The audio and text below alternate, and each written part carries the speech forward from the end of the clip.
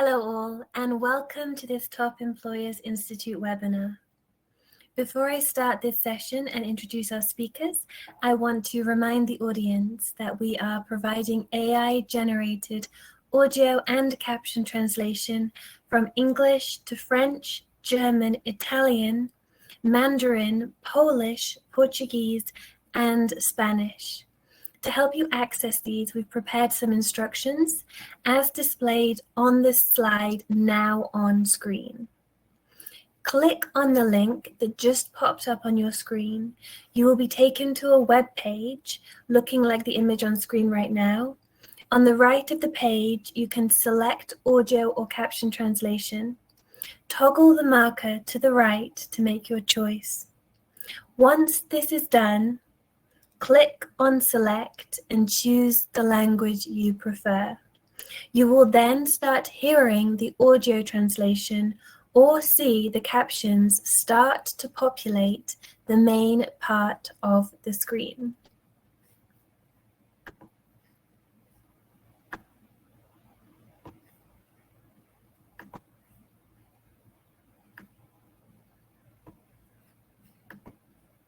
With that said, my name is Dr. Emily Cook. I am the Senior HR Researcher from Top Employers Institute, and I am delighted to welcome you as we present our new World of Work Trends Report 2025.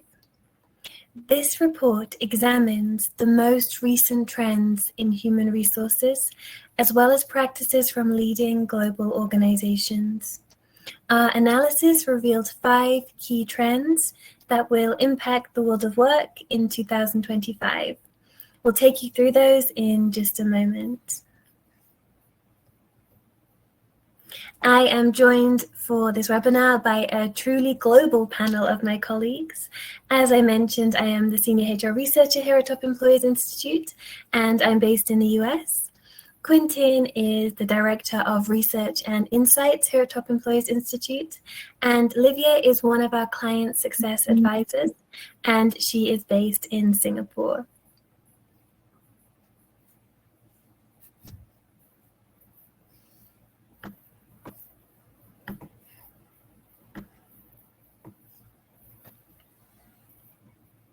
Now, perhaps the first question has to be, what makes the Top Employers Institute World of Work Trends Report so unique?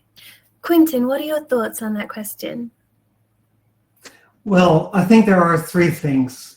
First of all, the report is based on a large sample of data consisting of 2,300 organizations in our certification program, which covers a broad range of HR topics in 6 domains, as you can see on the screen. The second point is that the data is validated. It means that it is fact-based and objective. And third, we collect data every year. So the large majority of the variables are kept the same, although we introduce some new questions every year to stay in sync with the ever-evolving world of HR. But this allows us to keep track of year-on-year changes and spot the emerging trends. Next to the data from our certification program, we also did run an additional survey specifically asking for expectations and priorities for the upcoming year.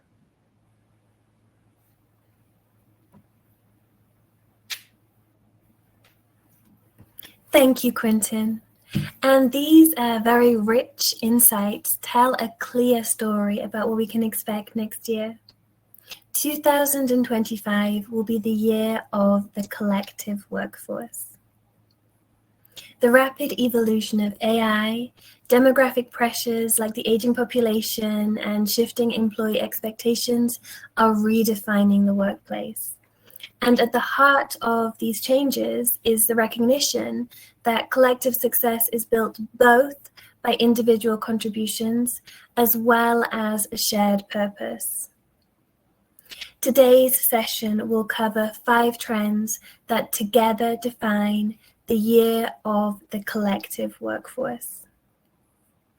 Firstly, we will talk about building sustainable workplaces together.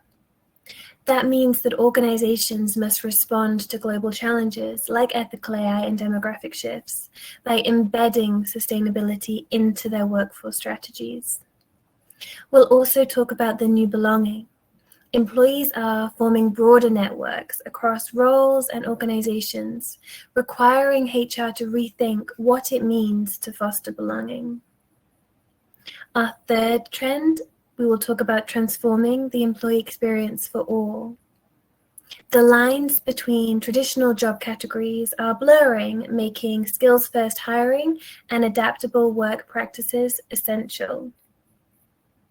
We will discuss neuro-inclusive by design. Inclusivity is moving from a focus on individual accommodations to proactive workforce designs that work for everyone. And finally, we'll cover our fifth trend, AI-powered leadership takes hold. Leadership is evolving as AI becomes a partner to strategic thinking, balancing human intuition with data-driven insights. As we go through the webinar today, you will see that each of these trends highlights the interconnectedness of today's workforce. Success will come to organizations that embrace systems thinking to align individual empowerment with collective goals. Let's take a closer look at these trends.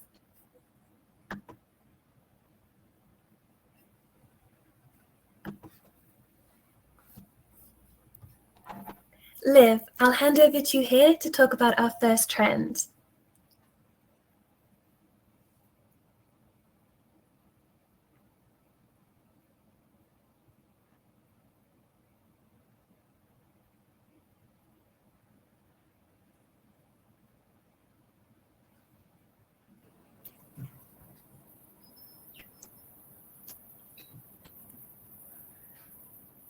Oh, perhaps we have some IT difficulties. That's sometimes the way when we have these very globally dispersed panels. Hi, Emily. I'm fantastic. sorry, can everyone hear me? We can hear you I'm having fine. connection difficulty. Okay. Perfect. Thanks for that, Emily, and again, apologies for some of the tech difficulties. So in this trend, when we look at building sustainable workplaces together, we see actually that building workforces sustainably requires a combined effort. And that combined effort comes not just from employers as well as employees, but also considering longer term needs within society. And a fourth factor, sometimes government ambitions as well. So we are seeing that these challenges are no longer external to businesses, that they are fundamentally shaping workforce sustainability, and populations that are aging or booming put different pressures on employees' needs and also on our well-being and total rewards offerings. So for instance, we have seen fertility bonuses put in place, adjustments to elder care, and so on. So HR plays a delicate role here, right? On one hand, employers with large workforces often carry a responsibility within their local society and local economy. Now, on the other hand, workforce strategies also need to be internally aligned to business needs, global policies, as well as the changing needs of employees at different life stages. And here we see the challenge is for HR to balance between the expectations of employees, business leaders, government agendas, and now as well, sometimes a broader societal expectation that's at play. And sometimes, that's not always aligned. So for instance, we have seen the Singapore's government has started a nationwide mandate to fairly consider 4-day workweek requests by employees. As well, for instance, South Korea has also started piloting the 4-day workweek in the Gyeonggi province. And although in both instances, population surveys are very favorable, but just last month in Singapore, a survey by the National Employers Federation found that 95% of local employers said that they will not be interested to implement the 4-day workweek across their org. So where's the middle ground? Now, instead, we're seeing that employers are finding different and maybe creative ways to meet employees' needs. And what is the 4-day workweek fundamentally about? In essence, it's about having flexibility in your time at work, right? Frequently also creating time to be with family. And so moving into 2025, we see that more Asia-Pacific organizations are offering flexibility in work schedules to take care of children, more enhanced spaces like nursing rooms, and special leave for parents as well as elder care is also on the rise. So in short, I think we're seeing there's more than one way to bake a cake. Emily, over to you. Fantastic. Thank you so much, Liv. At Top Employers Institute, we have access to a huge amount of data, so we are able to understand what really moves the needle on certain practices related to purpose.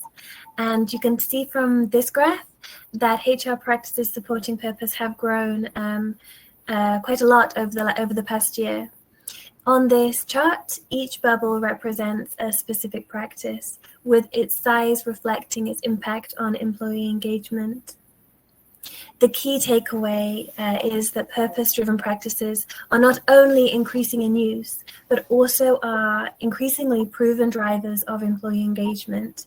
Embedding purpose into HR strategy is essential for building sustainable as well as motivated workforces. Now, Liv, you gave us quite some detail about the local trends playing out in Asia Pacific. Are there any specific social or economic or environmental challenges that HR professionals should pay a special attention to?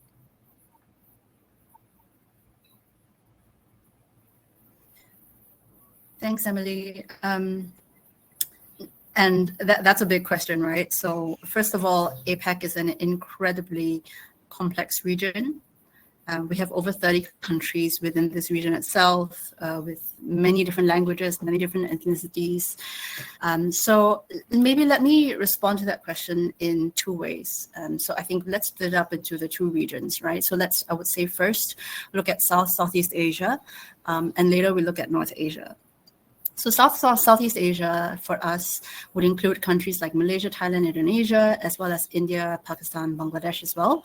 And in these cases, we see that our top employers have, not just within the employees, but in the broader population at large, these are expanding and youth heavy.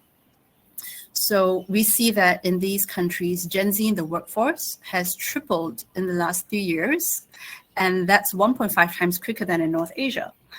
So almost not surprisingly, I think we are also seeing, an 8% drop in employer-sponsored retirement plans. Whereas on the flip side, there's a plus 13% increase in gender pay equality measures. And we also see that reflecting the desires of Gen Z, where from some of our past Gen Z research at Top Employers Institute, we have seen that 81% of Gen Z hold leaders accountable for equal pay in the organization. So, on top of these, there's an increase in referral bonuses, in line with intense talent wars in the region. So all in all, it's quite a different picture from what we're seeing in North Asia. So for us, North Asia includes Greater China, which includes, of course, mainland China, Taiwan, Hong Kong, Macau, and then there is also Japan, South Korea. And I think in most of these, the working populations are aging.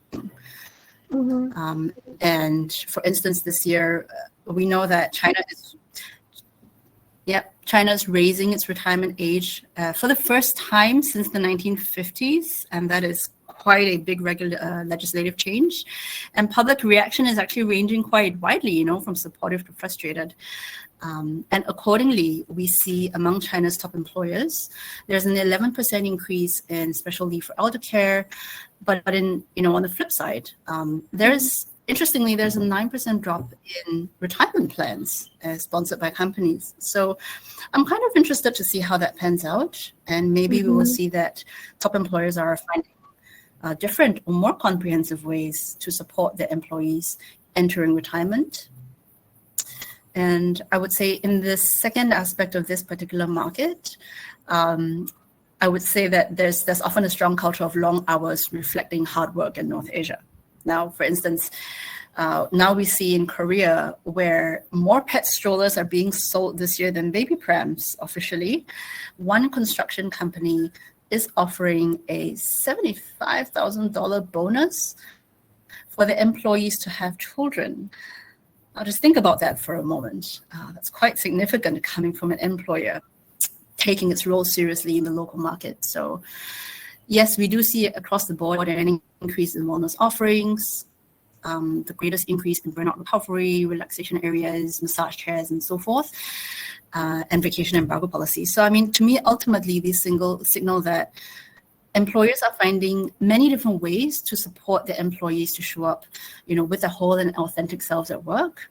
And that includes supporting employees' needs and aspirations, which often reflect the broader social trends within that local market. So I think that was just a very, very quick snapshot, but I hope that answers your question. Thank you so much. Really is fascinating to see the regional differences, even within a single region, how much nuance and variability there can be. Thank you so much. Let's move on now to our second trend, the new belonging. And here I will hand over to Quinten.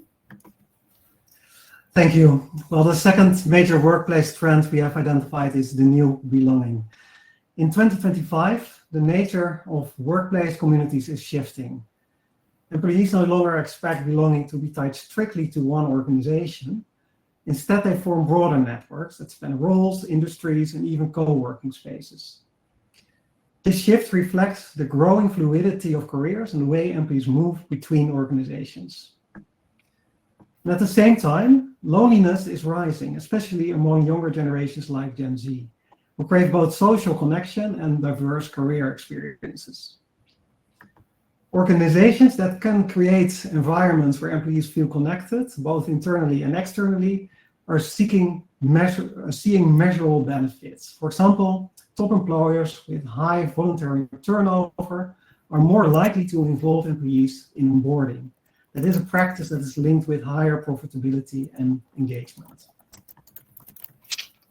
But with this redefined sense of belonging comes some new challenges for HR. Supporting networks that span across organizations can be a big win for companies, but they encourage innovation and knowledge sharing, but there's also a risk. Employees might feel less connected to the values of the company. HR must strike a balance, facilitating external connections while fostering a strong sense of shared purpose within the organization. In the end, belonging isn't just about internal connection anymore. It's about helping employees to thrive in broader networks while keeping their work aligned with the goals of the organization. Let's look how this trend is already being embraced in practice. ST Microelectronics France, which is a global top employer, responded to two major restructurings by partnering with nearby companies like Capgemini and Hewlett Packard. Together, they created a regional talent exchange program, allowing employees to explore diverse opportunities while staying connected to their regional community. This program has delivered significant benefits. Employees have gained access to career development opportunities. Participating companies have enhanced their visibility with emerging talent, and HR teams have shared best practices across organizations. By embracing a broader sense of community, ST Microelectronics demonstrates how cross-company networks can support employee growth while fostering organizational agility. It is proving that interconnected networks can drive success in today's fluid work landscape. Let's move on to our next trend. Thank you, Quinten. Let's talk now about our third trend, transforming employee experience for all. In 2025, the traditional boundaries between blue-collar and white-collar roles will continue to disappear. Technology, particularly AI, is reshaping jobs, creating what some call new-collar roles, jobs that require technical expertise but not necessarily academic qualifications, like a 4-year degree. This shift challenges HR to deliver an inclusive employee experience, one that values contributions across all job types. Our research at Top Employers Institute shows that this transformation is already underway. For example, top employers with a significant proportion of blue-collar workers have increased employee listening practices by 8 percentage points and offboarding practices by a similar amount.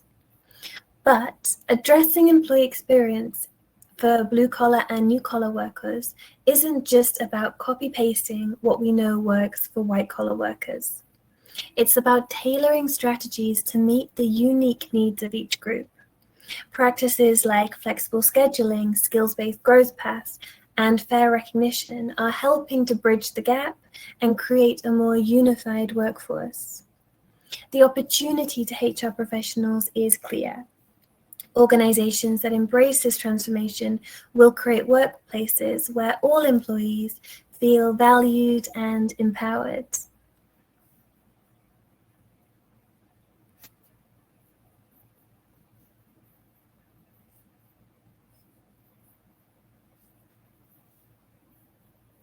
Our fourth emerging trend is neuro-inclusive by design. In 2025, we will see a shift in how organizations approach inclusivity. Rather than relying on adjustments or accommodations, workplaces will be designed from the ground up to be inclusive for everyone. This trend marks a move away from reactive solutions to creating environments where all employees, regardless of difference, can thrive without needing to ask for special provisions. But why does this matter? Well, it matters because neuro-inclusivity isn't just about equity. It's about unlocking innovation, creativity, and collaboration. Incorporating neuro-inclusivity into workplace design benefits everyone, fostering resilience and adaptability in the face of evolving challenges. Let's dive deeper into the numbers to see what this means.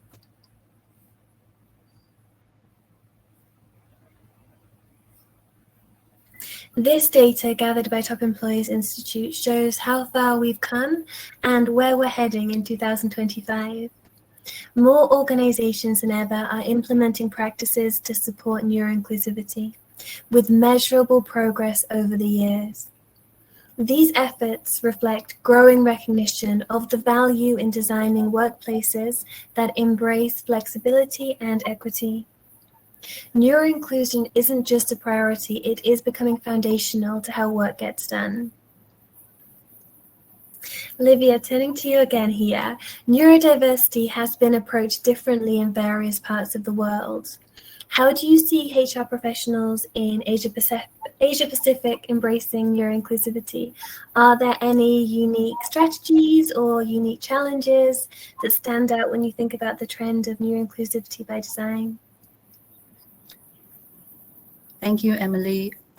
Just a quick check one more time on sound. Are you hearing me fine? Fantastic. Perfect. Now, that's another tricky question. Asia Pacific is at relatively early stages of neuro-inclusion. But how I would also characterize our region at the moment is that we're quickly catching up. Now, I would say at the moment, there are only about 20% of Asia Pacific's certified top employers who even have a dedicated neurodiversity program in place. But at the same time, neurodiversity and neuro-inclusion are growing 2 to 4 times faster as a focus area than any other DEI focus area for this region. And that's over and above LGBTQIA+, ageism, and even gender at the moment. So there are, however, some spotlights of excellence for sure. Now, for instance, Roche in China has a very well-rounded program, including team coaching to create neuro-friendly environments. They have very clear and comprehensive internal definitions on what the neuro-inclusive spectrum looks like, as well as neurotypical. And all of this is built on the back of inclusive hiring practices. So we've got, again, I think something that's enterprise-wide and really very mature that we have seen. And elsewhere, we also see aspects of neurodiversity that's benefiting from very advanced programming. So for instance, SAP in India has been running a very well-established autism at work program. This has been running for, I think it's more than 10 years now, and it includes ongoing mentorship for employees, all the way through to ecosystem advocacy, where they actively build community among other businesses that are also passionate for the cause. Now, I think this initiative has been so successful in India that it's now been scaled within SAP globally. So, highlights aside, I would say that when it comes to neuroinclusion, the vast majority of HR teams in APAC are still at the stage of gathering information to build a business case for resources and kind of slowly raising internal awareness at this point. Fantastic. Over Thank to you you, so Anne. much. Thank you. It's always great to hear from top employers who are already leading on these trends. And I would say thank you to both the organizations for the permission to share them today. Absolutely. With that being said, I will hand over to Quinten to talk us through our fifth and final trend. All right. Thanks, Emily. Our final trend is AI-powered leadership. In 2025, leadership will be fundamentally redefined by the integration of AI. This isn't just about using AI for operational efficiency. It is about how leaders leverage AI to navigate complexity, foster innovation, and align individual contributions with collective goals. Our research shows that AI is becoming a key HR priority, with 27% of top employers identifying it as central to their strategies for 2025. As AI moves into the C-suite, it is augmenting decision-making by synthesizing data, uncovering patterns, and providing insights that help leaders make more strategic and balanced choices. But this isn't about replacing human leadership. AI excels in processing data, but human intuition and ethics are indispensable, particularly during moments of uncertainty or black swan events. The leaders of 2025 will be those who blend AI's analytical power with their own creativity, empathy, and foresight. We also see AI contributing to stronger team dynamics. For example, AI can identify complementary strengths within a team, such as pairing one's employee's creativity with another's operational focus, helping leaders make more informed decisions about task delegation and development opportunities. HR's role here will be critical. Top employers are already encouraging self-reflection in leaders, a practice that increased by 6 percentage points this year. By fostering leaders who can effectively balance AI capabilities with human-centric leadership, organizations can thrive in this evolving landscape.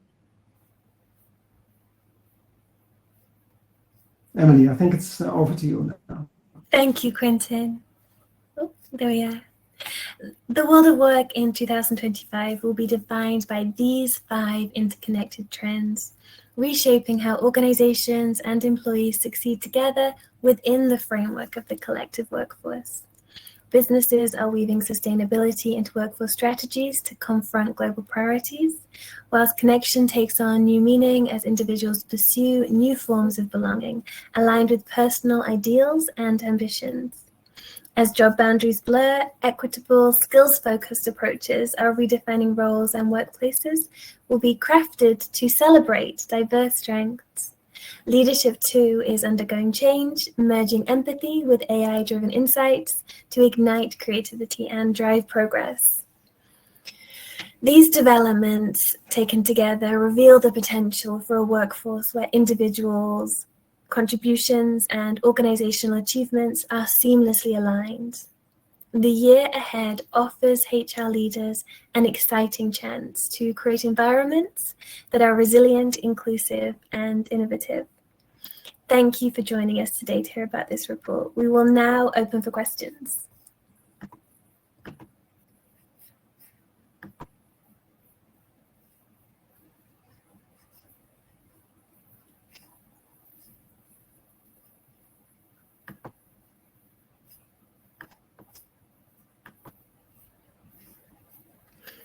So perhaps this is a question both for Quinten as well as for Liv. What surprised you most in the data this year?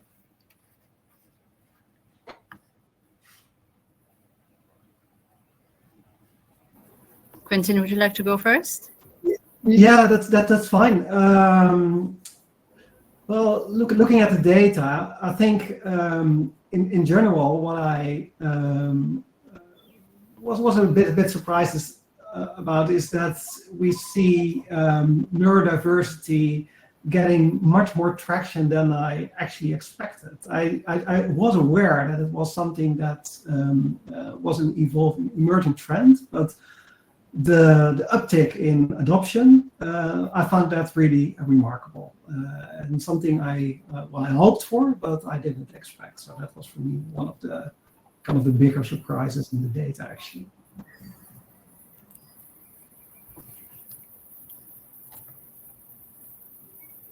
From my view, I think actually on the back end of that topic, but pulling that a little bit broader to one of my pet topics, which is DEI as a whole. I think a lot of times we perceive Asia Pacific to be behind on DEI practices. But I remember when I was looking through the data, kind of the full survey data end to end, and we cover 20 HR topics, right? All the way from people strategy, all the way through to sustainability, to sort of the weeds of onboarding, engagement, and all the way through. And I remember looking at the data for DEI specifically, and Asia Pacific was 4 percentage points higher than global. Now, I know that, so this was interesting for me because, I think at first it was quite unexpected, and I think maybe it also speaks to the very strong practices of the top employers that we certify. But to me, it also means that where it's being done well, it's being done really well. I hope that answers the question. Thank you, Liv. Perhaps I also will answer because I asked you both. Perhaps I also can provide what I was most surprised. For me, it was the still small but not insignificant amount of top employers who told us that they were using AI for strategic planning. It's still not as well used as for more operational purposes, but I think given how new forms of AI are in the workplace, to see them already applied from a strategic approach was surprising to me, and actually was one of the reasons we believe that AI in leadership will be so important going into 2025.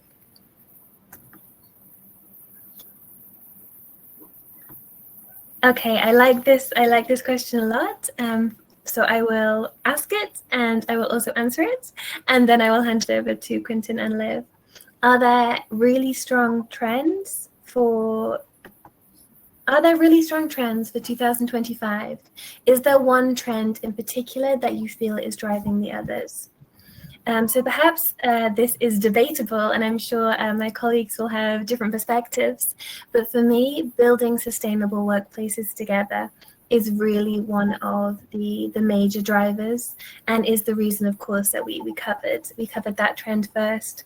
As Liv discussed, this trend is driven and covers really substantial changes in society, in the way governments are organizing and the way society is responding. For me, it's one of the most exciting trends because we really see the world of work intersecting with other huge changes going on in the world more broadly. Liv, Quinten, any other thoughts? Well, yes, I have. Well, I think you also kind of in the report we make the point that systems thinking becomes increasingly important for HR, specifically to navigate in times of kind of a really complex change and a lot of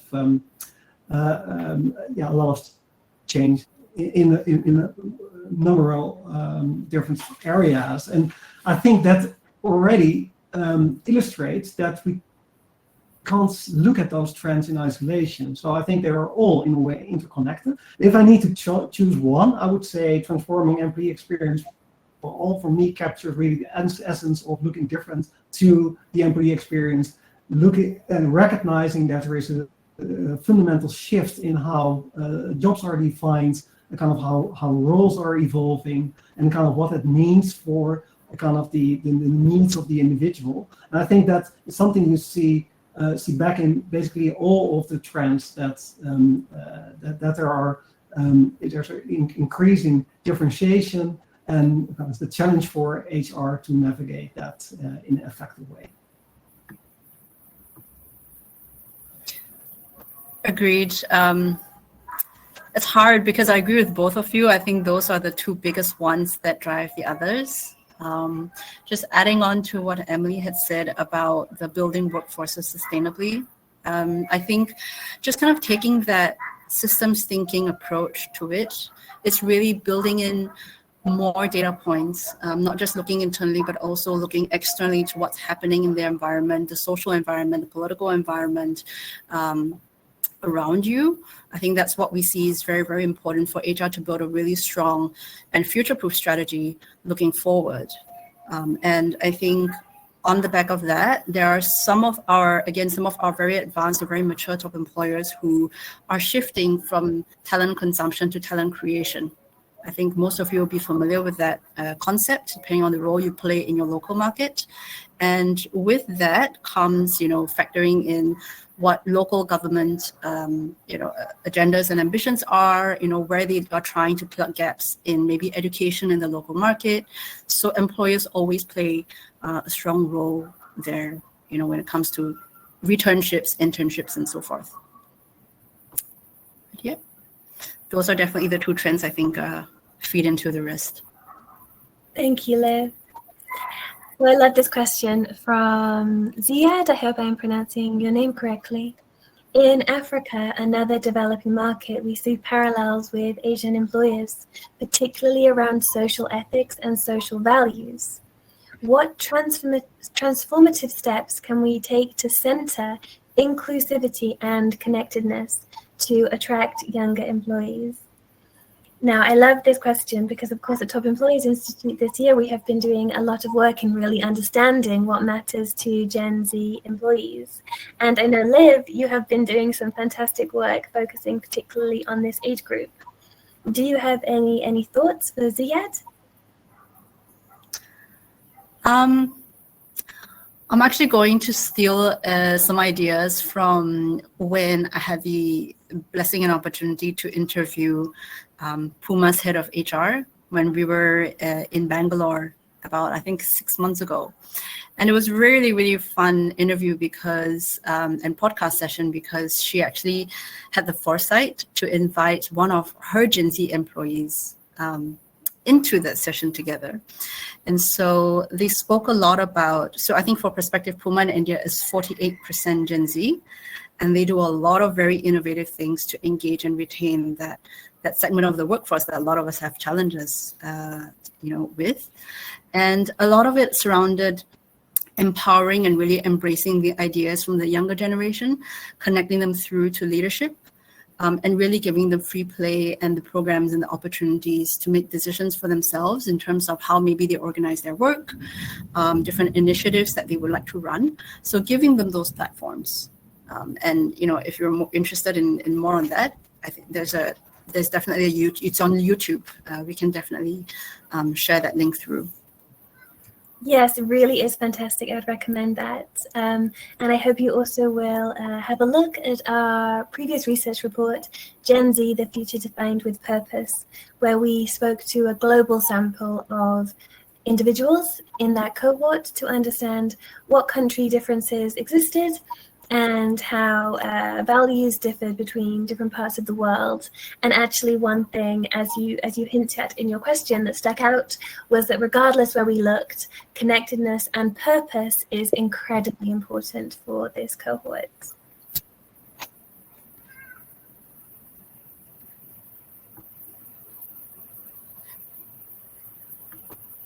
Now, Florence has a very interesting question here, and Quinten, perhaps I can come to you. Can you elaborate on AI helping navigate complexity for leaders? A few examples, maybe. I think what you generally see is that AI is kind of more and more becoming part of the boardroom, and that can range from a kind of more, let's say, formalized practices where you see that AI is used to kind of leverage a lot of data that is available and to really to get quickly fundamental new insights. So that could be a reason. But there are also examples. Recently heard an example of an organization that had AI literally as one of the board members. So I think that is today still a bit more experimental way of leverage AI. But you can also think of a kind of more the day-to-day work of leaders where they are using AI tools that are widely available already, kind of to help them kind of almost like augment their role and have not only be more efficient but also develop themselves and integrate new perspectives. So I think there's still a lot of variation in terms of the kind of formalizing those practices. I think it's maybe too early to really to say those are really best practices. That's still all very much next practices and emerging. But I'm pretty sure that for next year in 2025 we'll clearly see things that work being applied wider. So really kind of best practices starting to emerge also in that area. So looking forward to that. Absolutely. Thank you, Quinten. I think this is one of the areas we are most excited to hear about what top employers are doing in this space, because it is so new and everybody is innovating in such exciting ways. I would recommend that you have a quick look at our World of Work Trends report itself, because we do have a couple of examples there about what this trend can look like in practice.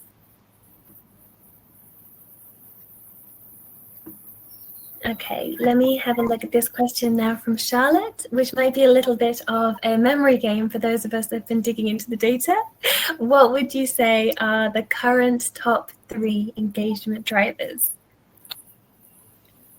I think perhaps my memory might be most fresh, so perhaps I can answer this one. So in terms of specific practices, what we've seen this year, which is perhaps not a surprise given everything we know about Gen Z and everything we've spoken about today, is that purpose-related practices continue to be some of our strongest drivers of engagement. We see this consistently every year, and again, we're seeing the trend increasing this year. Most strongly when we think about which purpose-related practices, the activities that are most beneficial to those engagement scores are those that allow individual employees to draw connections between their own values and the values of the organization, building in that connection, building in that meaningfulness in the workplace. I think that these are evergreen practices. I don't think that they will ever not be drivers of engagement, but perhaps that is what jumps to mind straight away.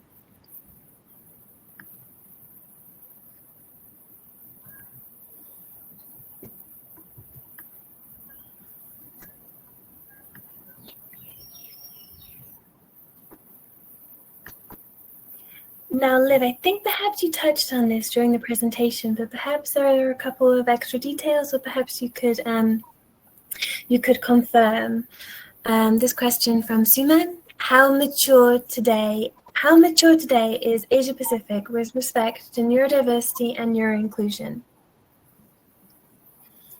Thank you, Emily. Well, as I mentioned earlier, Asia Pacific, in most instances, I would say is still quite early on in this stage. But Suman, I know I'm happy to connect separately. I think we've connected before, so I'm happy to chat. And then we can, again, have a look a little bit more into the India local market. I would be happy to do that with you. Yeah. Thank you. And of course, look at the report, because there will definitely be more in there as well on the overall concept of neuroinclusion and how it's playing out. So definitely do that. Thank you so much, Liv. Thank you so much, Quinten. Just to reiterate, the World of Work Trends report is now available to you via the link that just popped up on your screen. Please look out for an email from us with a link to the recording, as well as to a very short survey to share your feedback on today's session and help us improve future events. We are also sharing the survey link in the chat right now, in the link that just popped up on your screen, if you have 2 more minutes for us today. Thank you, and see you soon for more content on a better world of work.